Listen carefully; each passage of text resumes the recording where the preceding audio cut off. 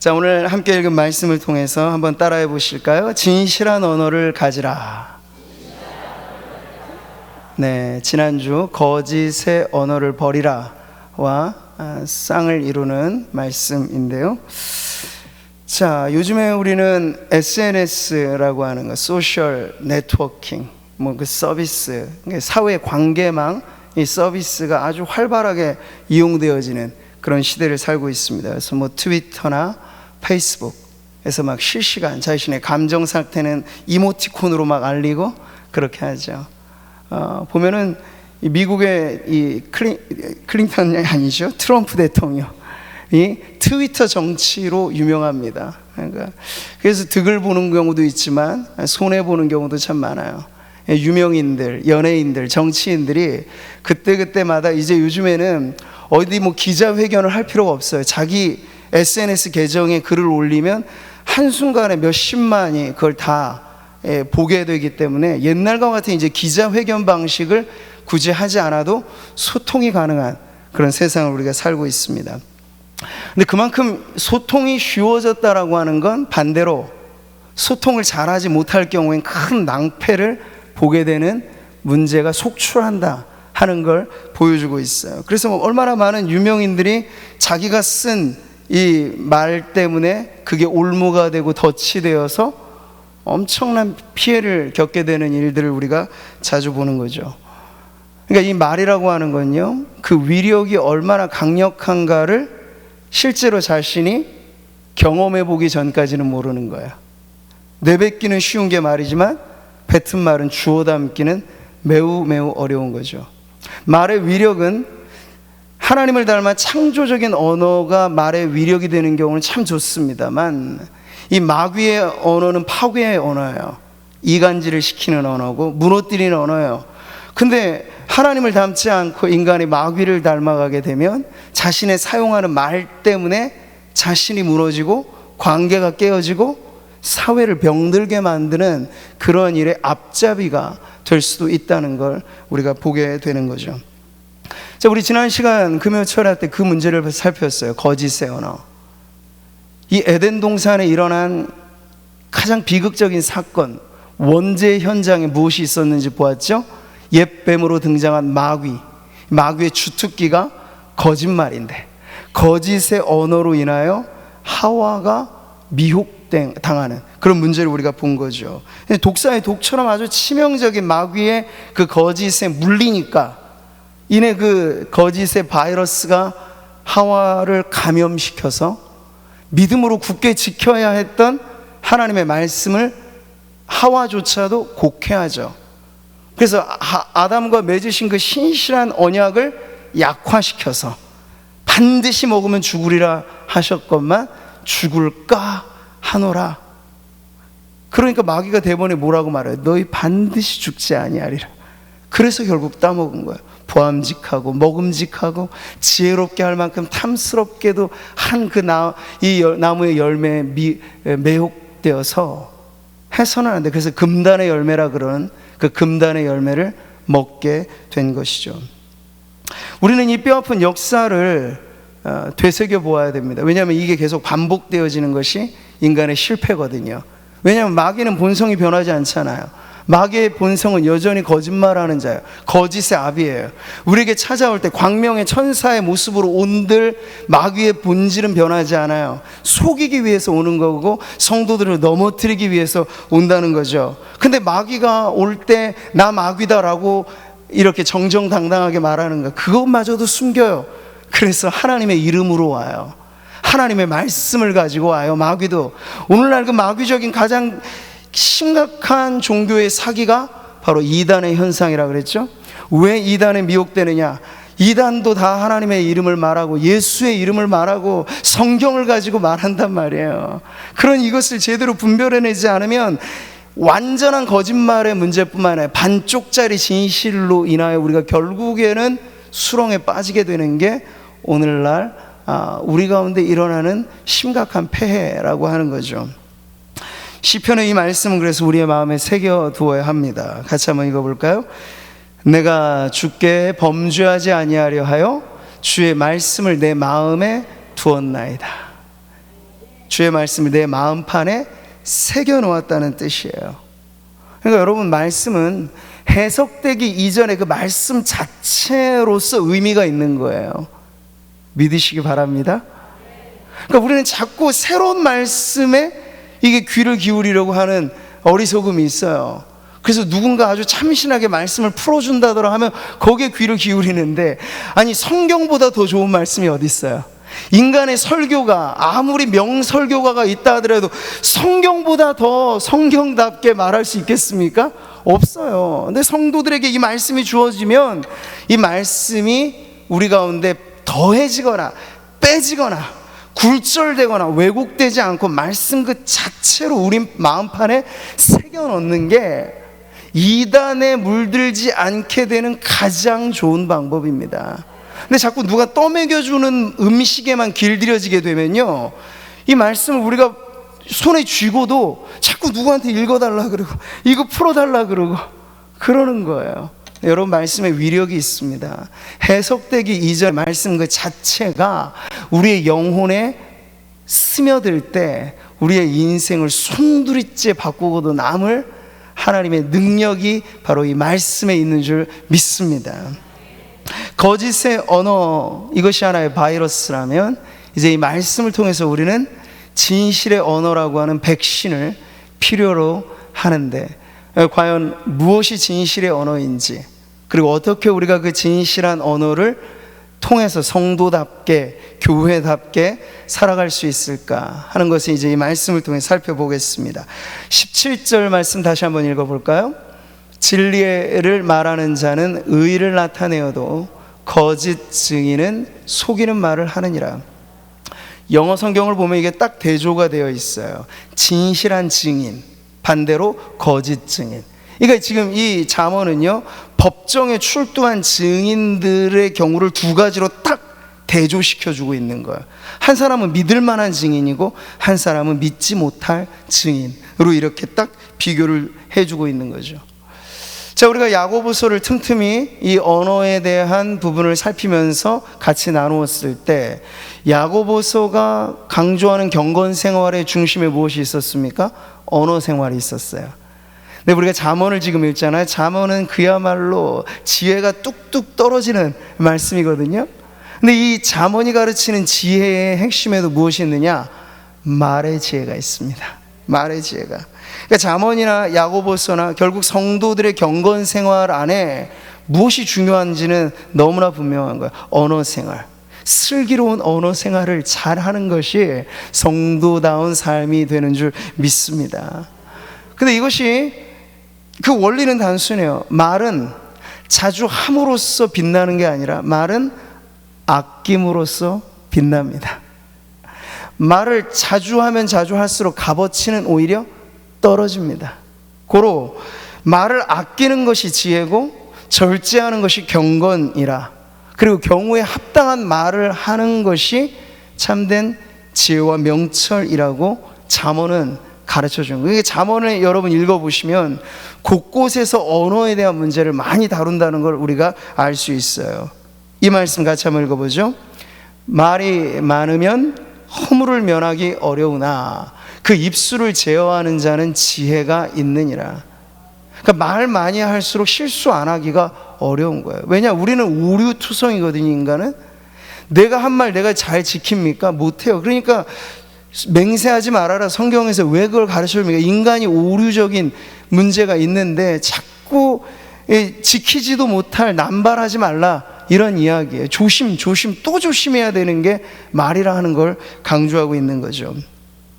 그래서 언어의 영성이라고 하는 건 적극적인 사용에서 출발하는 게 아니라 소극적인 절제로부터 언어의 영성은 우리 가운데 훈련되어질 수 있다 하는 것이에요. 말을 아끼는 자는 지식이 있고 성품이 냉철한 자는 명철하니라.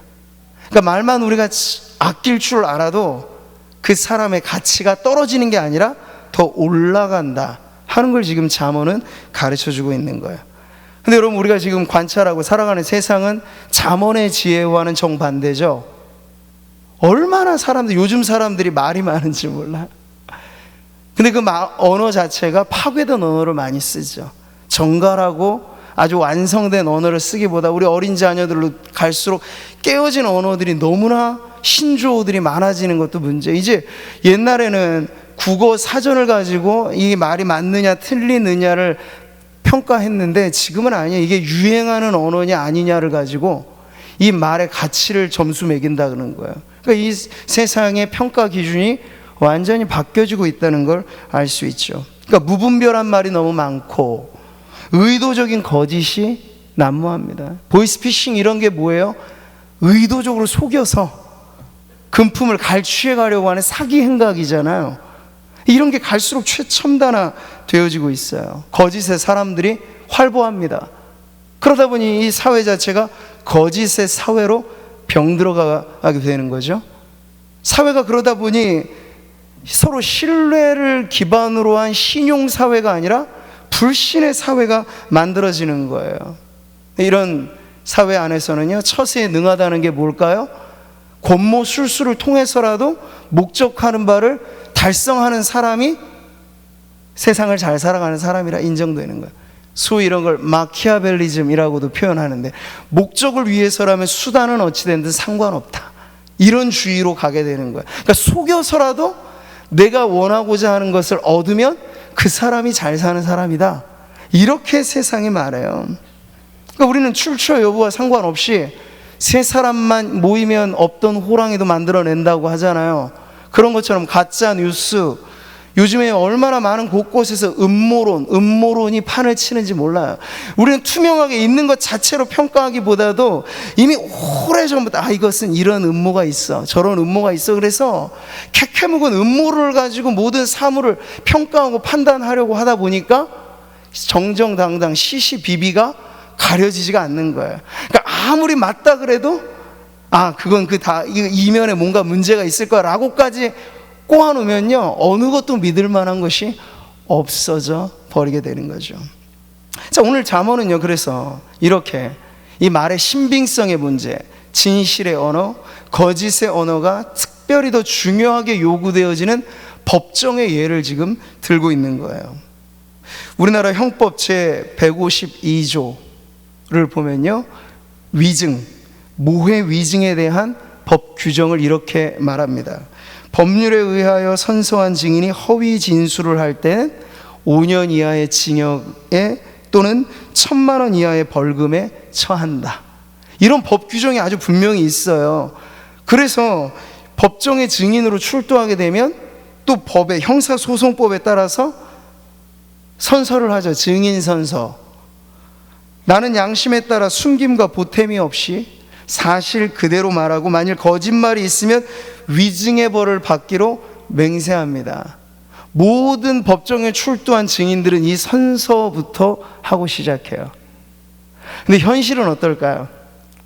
제가 얼마 전에 한 일간지 기사를 봤는데 제목이 참 재밌더군요. 우리나라에 대해서 좀 풍자적으로 쓴 기사인데, 피노키오도 놀랐다, 대한민국 보면서, 이런 기사 제목이에요. 피노키오가 여기서 뭐냐면, 피노키오 이야기 아시죠? 거짓말한 벌로 코가 막 계속 자라가는 거예요. 근데 그 피노키오도 놀랬다는 거예요. 뭐 때문에? 위증이 판치는 대한민국을 보면서. 딱 선서할 때 손 들고 요 형사소송법 제 157조의 항목을 읽을 때까지만 정직해요. 그리고 손을 내리는 즉시 거짓말해요. 이게 지금 비일비재한 사건이라는 거예요. 연평균 1670명가량이 위증죄로 기소가 되는데, 문제는 기소가 되더라도 처벌의 규정이 솜방망이라 할까요? 처벌을 제대로 안 받아요. 그러니까 금품의 어떤 대가성 위증, 그리고 친분관계 위증, 이런 갖가지 위증이 법정에서 증인들이 양심을 팔고 위증하는 일이 속출하는 게 이 나라다, 이렇게 지금 말을 하는 거죠. 물론 법의 규정대로 엄벌에 처하면 조금 단속이 될 수도 있을 거예요. 그러나 증언이라고 하는 건 본디 자기 자신의 양심을 걸고 하는 겁니다. 그러니까 위증한다는 건 다른 사람을 속이기 전에 먼저 자기 스스로 기만하는 거야. 자기가 알고 있는 진실과 다른 것을 말한다라고 하는 것이 제일 큰 타격을 입히는 건 바로 자신의 영혼을 병들게 만드는 거예요. 거짓이라고 하는 건. 여러분, 민주사회의 질서라고 하는 건 법치주의로서 다스려지는 것이 맞죠. 그런데 이 법이라고 하는 것 자체의 필요성은, 법이라고 하는 테두리가 없으면 사람들이 다 사적으로 정의를 실현하려고 할 거 아니에요. 그럼 법보다 주먹이 빠르다고 말하는 사람들이 있고, 법보다 돈이 빠르다라고 말하는 사람들이 생겨나서 사회가 뒤죽박죽이 되죠. 그래서 민주사회의 질서를 지키는데 법치주의라고 하는 건 없어서는 안 될 중요한 개념이고 원리입니다. 근데 이러한 법치주의와 요즘에 회자되고 있는 법률 만능주의는 다른 거죠. 법률 만능주의라는 건 끊임없이 새로운 법을 만들어내요. 그래서 우리가 어지간하면 문제가 있기 전에는 법이 있는지도 모르는 법들을 계속 만들어내요. 기득권의 뭔가를 지키기 위해 법을 만들어내요. 근데 이런 법률 만능주의는 기본 법치주의의 철학과는 좀 다른 방향으로 가는 문제라고 말을 할 수 있겠습니다. 왜냐? 법이라고 하는 건 최후의 수단으로 써야지. 모든 사사건건 법을 들이밀기 시작하면 사람과의 관계가 성립이 안 되는 거야.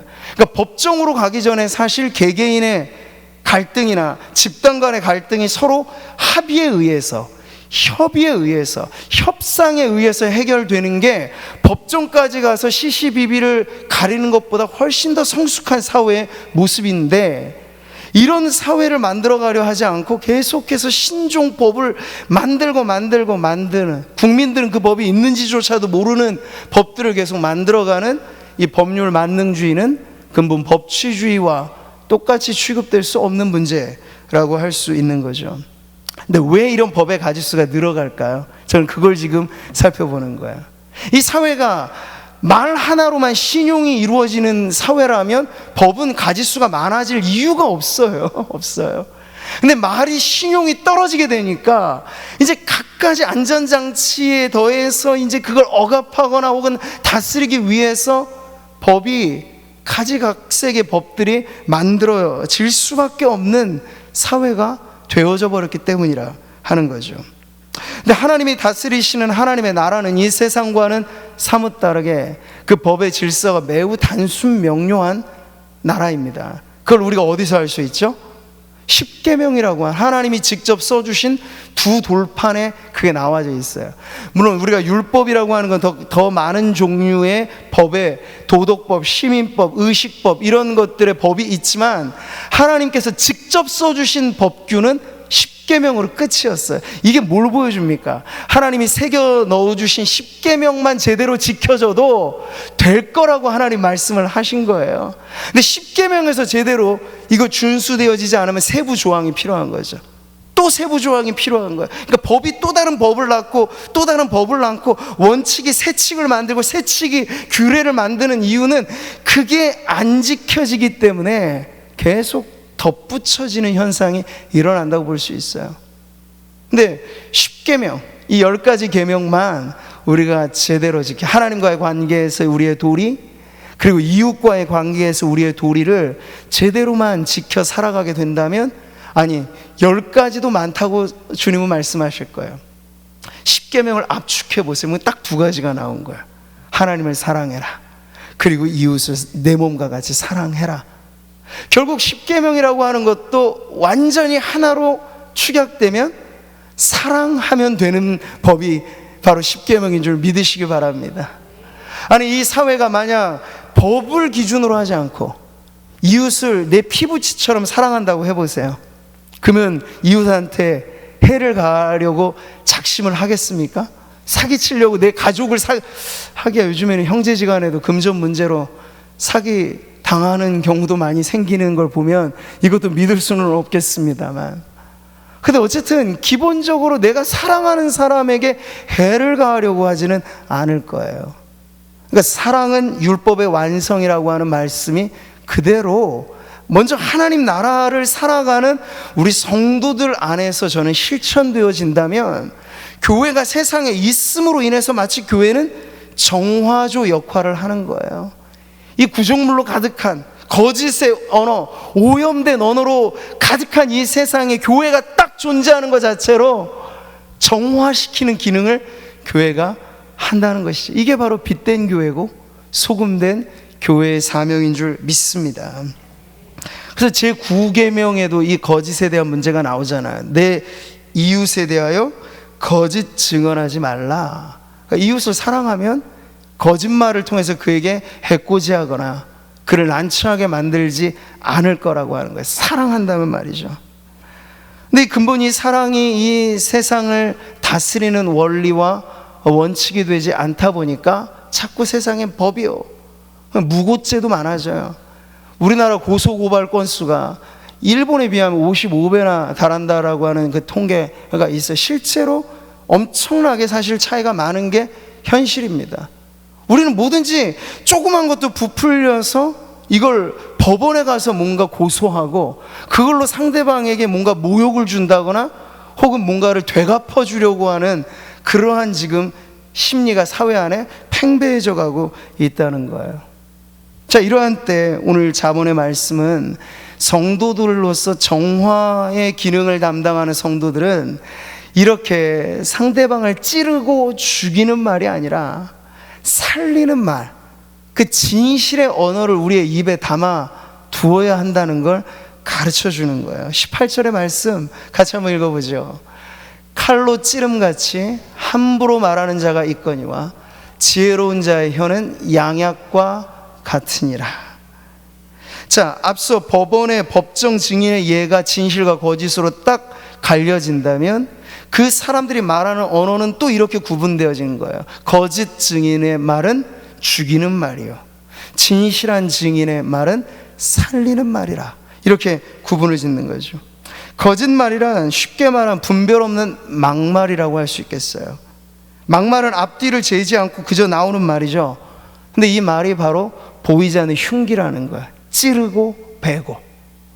근데 칼에 베인 상처는 잘 치료하면 나을 수 있어요. 근데 말에 베인 상처는 쉽게 고쳐지지가 않는 거죠. 세월이 갈수록 계속해서 그 말이 우리 가운데 치유되어지지 않는 한 어느 순간 튀쳐나오는 거예요. 그래서 트라우마라는 말이 왜 생깁니까? 이 트라우마라는 건 몸이 기억하는 마음의 병이라는 건데, 이게 어떤 외상후 스트레스 증후군이라는 표현만이 아니에요. 신체적인 충격만이 아니라 누군가의 관계 속에 말의 폭력도 트라우마가 될 수 있어요.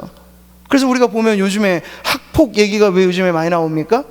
소년 시절에 학원 폭력을 당하거나 집단 따돌림을 당하는 경험이 있어요. 근데 이게 세월이 지나갈수록 치료가 되느냐, 그게 아니라 어른이 되어서도 그 학창시절 생각하면 그것 때문에 상처가 계속해서 새롭게 자기를 아프게 만든다는 거야. 그 학창시절에 나를 괴롭혔던 애가 지금 연예인 돼서 막 출세해서 TV 프로에 나오면 그거 보면 자신의 상처가 다시 생사를 찢듯이 마음에 우러나와서 고통을 호소하는 그런 경우들이 지금 많이 있는 것도 바로 그런 문제를 보여주는 거죠. 말로써 만들어내는 상처에도 우울증이 생기고, 말로써 벌어지는 상처도 충분히 우리를 불안과 공포에 떨 수 있도록 만든다 하는 걸 말하기 전에 우리가 명심해야 이 말로써 범하는 가해가 줄어들 수 있다고 성경은 가르쳐 주는 거죠. 우리는 어떤 폭력보다도 지금 언어 폭력이 난무하는 시대를 살고 있습니다. 이 언어 폭력으로 인하여 우리는 불안해하고 분노, 이 수치가 점점 올라가고 있죠. 그래서 하나님은 창조의 언어, 그 창조가 있기 전에도 창조적인 침묵의 언어를 갖고 계셨는데, 죄가 이 세상을 어지럽히고 나서 인간이 사용하는 많은 언어들은 파괴의 언어가 되는 경우를 우리가 많이 보는 거예요. 자, 그런데 오늘 말씀은 우리들에게 이 말의 이 문제를 이렇게만 지적하는 게 아니라 말로써 일어난 상처는 또 말로써 치유될 수 있다 하는 하나의 희망을 우리들에게 보여주는 거예요. 그러니까 죽이는 언어인 거짓만이 아니라 살리는 언어로서의 진실이 우리의 실천적인 성도들의 삶의 언어 생활을 통해서 나타나게 되면 우리는 말로써 상처받은 다른 누군가를 감싸 안아줄 수 있다는 거예요. 그 성도들의 축복의 언어, 격려의 언어, 사랑의 언어, 감사의 언어, 이 갖은 사람을 치유하는 그 언어들이 오히려 상처 입은 영혼들을 치유해 줄 수도 있다 하는 점에서 오늘 말씀은 지혜로운 자의 말을 양약이라고 비유하고 있는 거죠. 입에는 쓰지만 몸에는 달게 작용하는, 사람을 살리는 말이 그렇다는 거예요.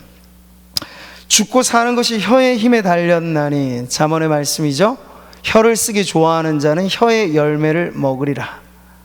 이거 좀 중립적인 의미예요. 말을 어떻게 쓰느냐에 따라서 죽이는 언어가 자신의 입에서 나오면 죽음의 열매를 맺는 거고, 살리는 언어가 자신의 입에서 나오게 되면 생명의 열매가 맺어지게 된다. 고로 내가 쓰는 언어가 사람을 죽이는 언어냐 살리는 언어인가, 이게 중요하다는 거예요.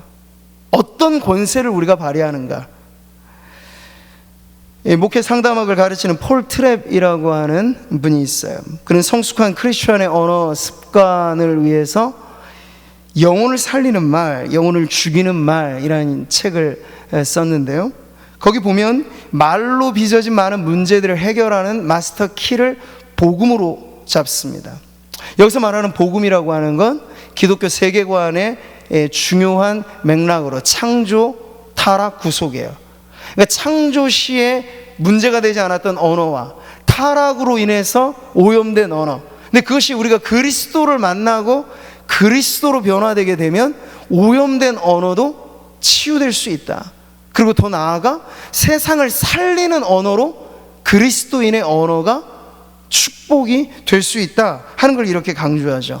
이 책을 보면 마지막 대목으로 가면 영적 전쟁이 다름 아닌 말로써 나오는 전쟁이라고 하는 걸 실제적으로 가르쳐줘요.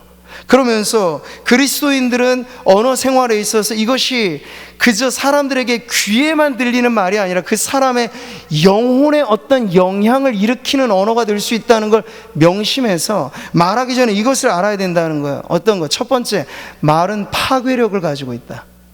그러니까 이 파괴력 있는 말을 내가 쓰지 않도록 조심해야 된다는 거고, 두 번째, 그래서 말을 할 때 매우 주의 깊게 선택하라는 거야.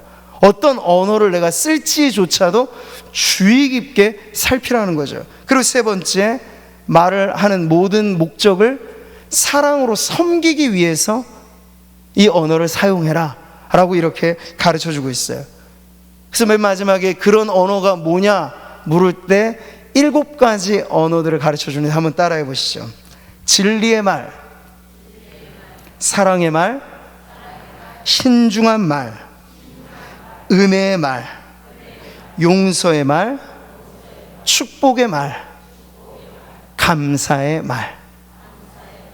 네, 이 7가지가 우리의 말 그릇에 언어에 어떤 표현을 하든지 간에 진실하게, 사랑으로, 신중하게, 은혜롭게, 용서하며, 축복하며, 감사하는 말로 우리가 사용하게만 된다면 이 말이 영혼을 살리는 말이 돼요.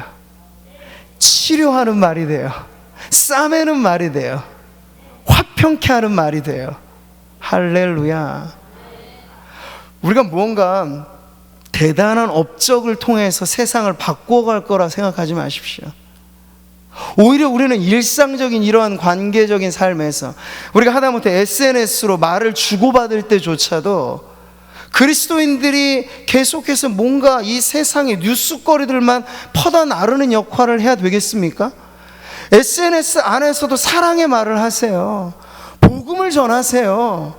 뭐 다른 이슈거리들 막 퍼다 나르는 것 말고 축복과 격려의 말을 해주시라고요.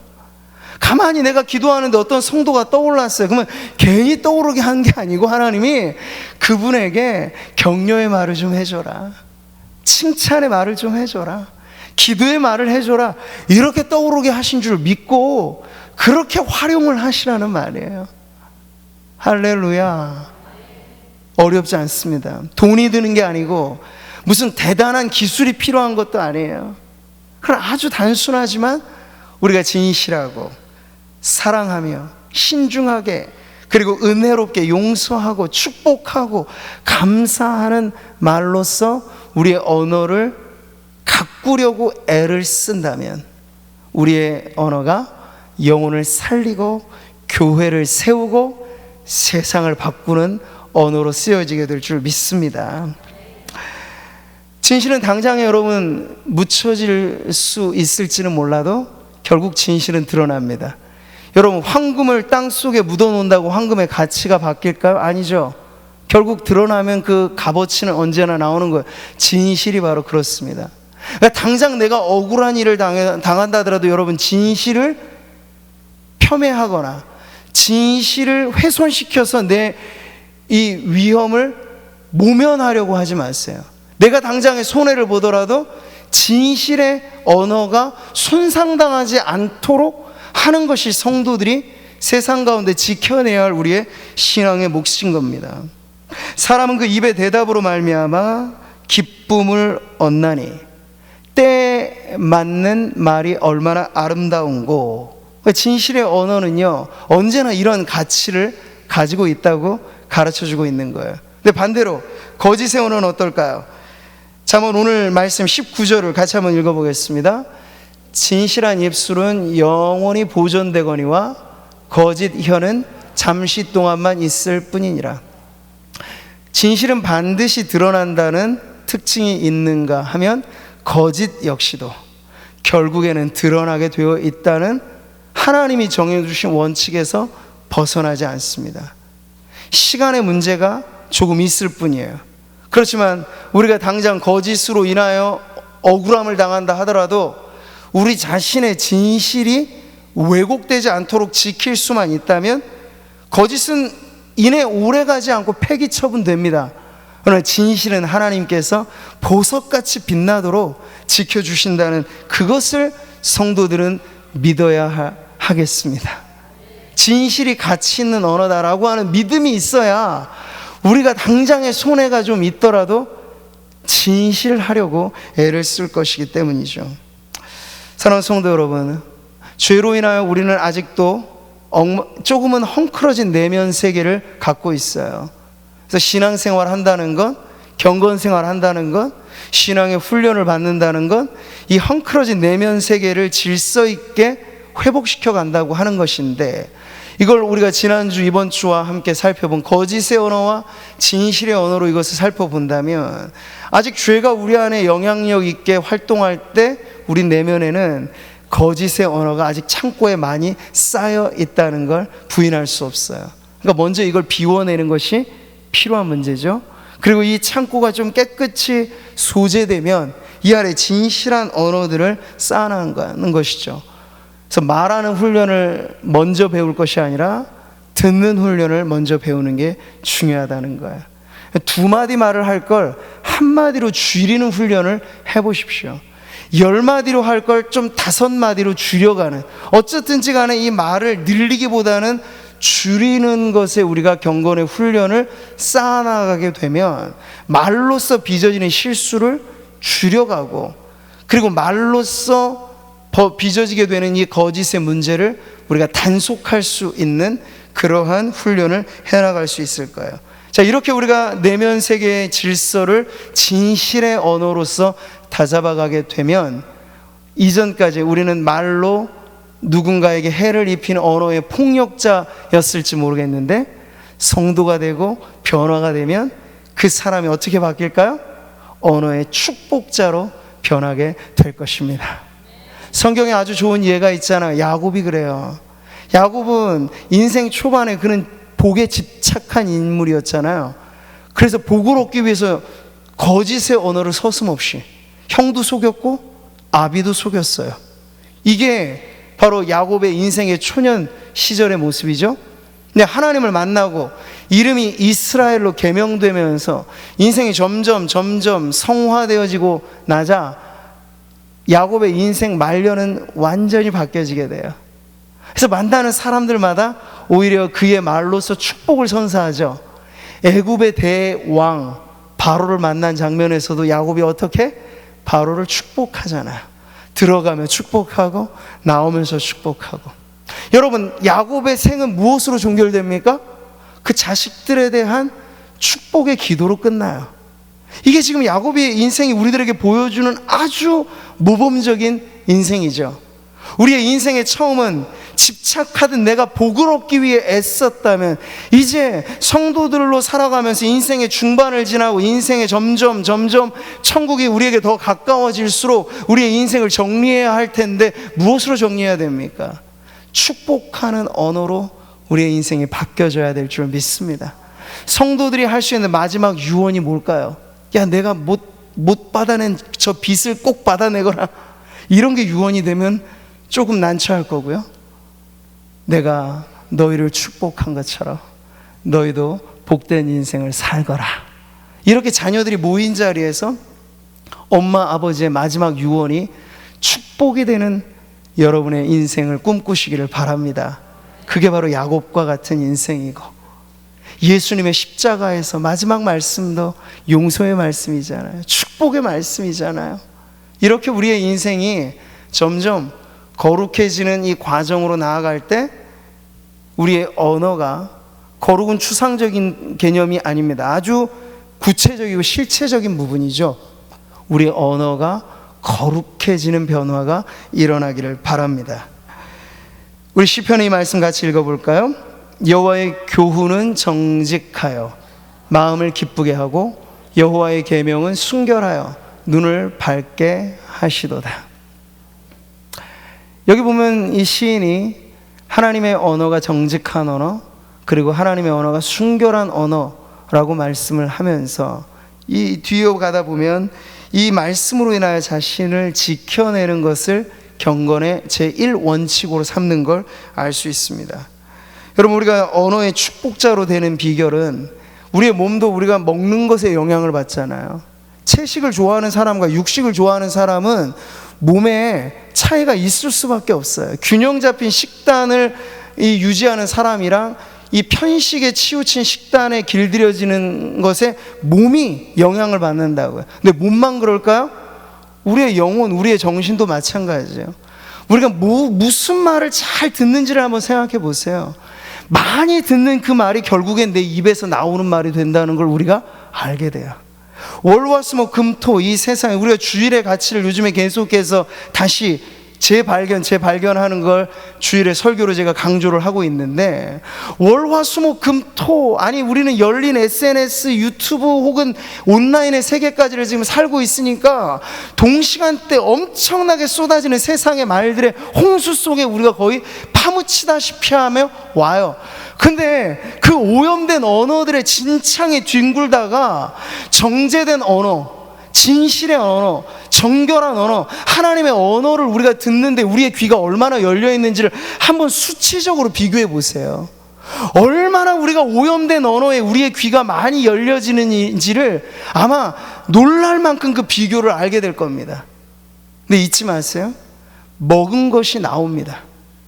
먹은 것이 그 몸이 됩니다.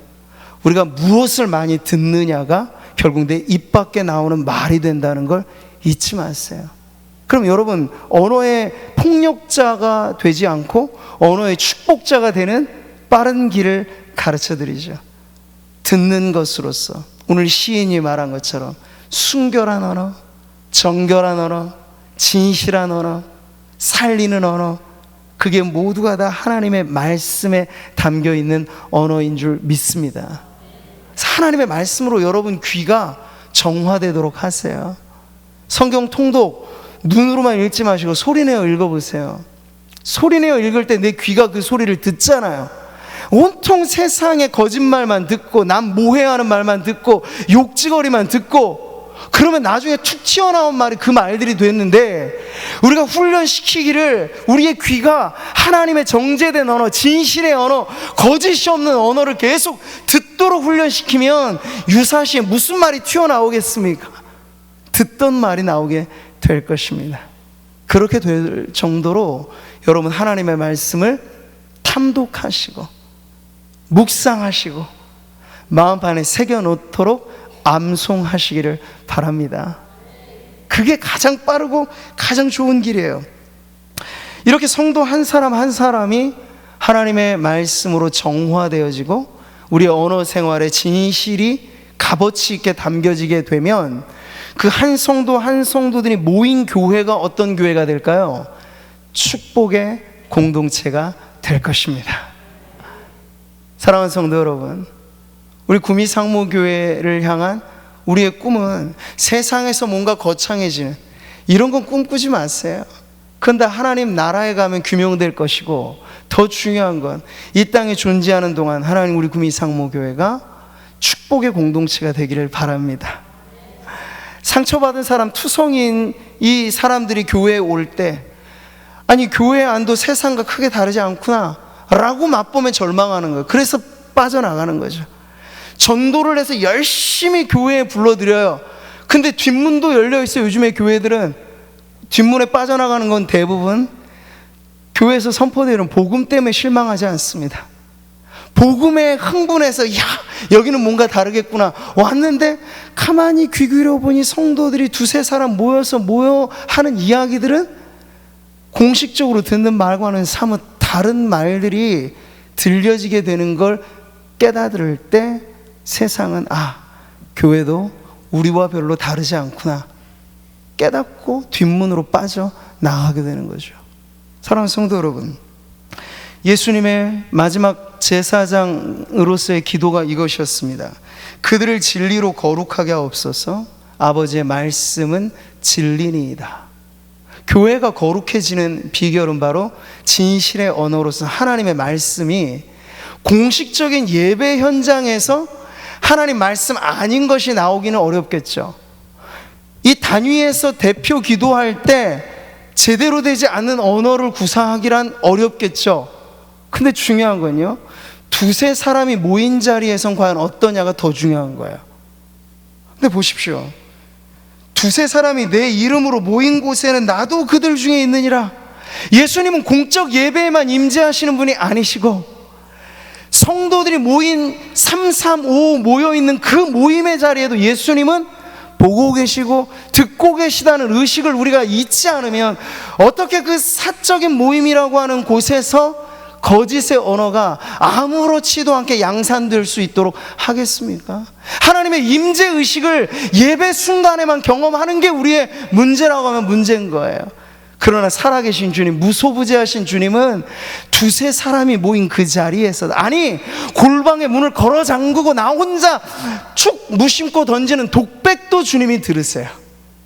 이러한 우리가 영성을 갖고 우리의 언어가 거짓과 비방과 죽이는 말들이 아니라 되도록 살리고 평화롭게 하고 세우고 가꾸는 아름다운 말들로 채워지고자 힘쓴다면, 교회는 예배 공동체뿐만 아니라 교제의 공동체로도 하나님이 어여쁘게 보시고, 오히려 상처받은 영혼들이 성도들의 교제의 그 말들을 통하여 예배 시간 이상이나 감동받게 되는 교회가 된다면, 저는 우리 구미상무교회가 축복의 공동체로서의 사명을 감당하게 될 줄 믿습니다.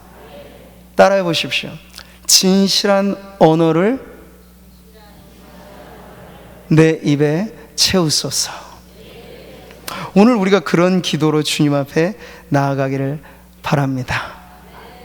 그래서 믿음의 성도들은 입술에 파수꾼을 세운다는 고백까지도 하였던 거예요. 여호와여, 내 입술에 파수꾼을 세우시고 내 입술의 문을 지키소서. 왜? 뭘 지킨다는 거예요? 거짓의 언어가 여기서 출입하지 못하게 하시고, 진실한 말로써 내 입이 정결케 하옵소서. 이런 기도가 오늘 우리 모두의 기도가 되기를 바랍니다. 그래서 하나님 앞에 우리의 입술의 언어도 하나님 받으심직한 찬양의 언어뿐만 아니라 우리의 사적 언어 생활 안에 우리의 입술의 언어도 진실하게 되어서 축복의 언어, 그리고 축복의 공동체로 하나님 앞에 쓰임받는 우리 저와 여러분, 또 우리 교회가 되기를 주님의 이름으로 축원합니다.